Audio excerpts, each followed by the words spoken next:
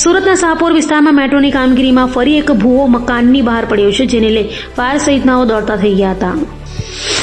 સુરતમાં મેટ્રોની કામગીરીના કારણે ફરી એકવાર મકાનની બહાર ભૂવો પડ્યો હતો. મેટ્રો કામગીરી વચ્ચે સુરતના શાહપુર માછલીપીટ વિસ્તારમાં ફરી અંદાજિત 22 ફૂટ ઊંડો ભૂવો પડ્યો છે, જેને લઈ લોકોમાં ભયનો માહોલ જોવા મળ્યો છે. ભૂવો પડતા બાજુની અલબેલા એપાર્ટમેન્ટને સલામતીના ભાગરૂપે ખાલી કરવામાં આવી છે. હાલ આ વિસ્તારમાં લોકો જીવના જોખમે રહેવા માટે મજબૂર બન્યા છે. તો ભૂવો પડતા ફાયરની ટીમ સ્થળે દોડી ગઈ હતી. આ વિસ્તારમાં 1 મહિનામાં 3 મસમોટા ભૂવા પડી ચૂક્યા છે, જેને લઈ સ્થાનિકોમાં મેટ્રોની કામગીરી સામે રોષ જોવા મળી રહ્યો છે. આપનું નામ ને શું સમસ્યા બની છે? મારું નામ મારૂફ પટેલ.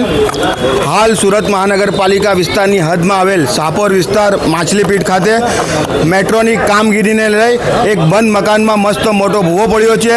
થોડા દિવસ પહેલાં જ આજ 100 મીટરના અંતરમાં એક મોટો ખાડો પડ્યો હતો, ત્યાં પણ મોટી જાનહાનિ થતાં બચી હતી.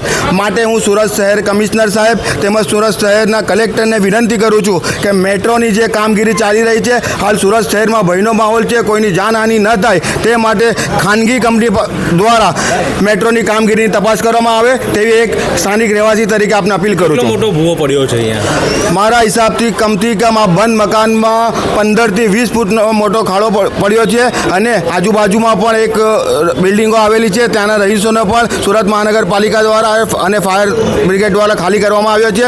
માટે એક ખાસ કરીને અપીલ છે, હાથ જોડીને અપીલ કરું છું કે આગામી મહિનામાં રમજાન મહિનો ચાલુ થાય છે, વિસ્તારમાં માઇનોરિટી એરિયો છે, કોઈને તકલીફ ન પડે તે માટે સુરત મહાનગરપાલિકા અને કલેક્ટરને ફરી પાછી એક અપીલ કરું છું. કેટલી વાર અહીંયા ઘટના આવી બની ચૂકી?